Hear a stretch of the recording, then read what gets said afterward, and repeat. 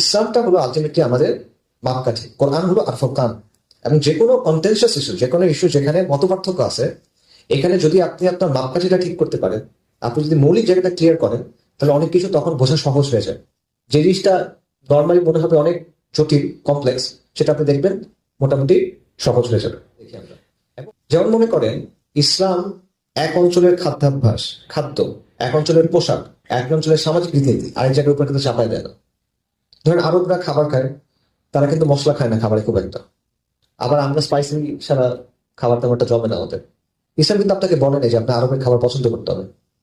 ভাষার ক্ষেত্রে দেখেন, ইসলাম কিন্তু আপনাকে বলে নাই, ধরেন আফ্রিকার কোনো মানুষকে ইসলাম কিন্তু বলতেছে না যে তুমি পারস্যের ভাষায় কথা বলো, অথবা পারস্যের মানুষকে বলতেছে না তুমি আফ্রিকার ভাষায় কথা বলো।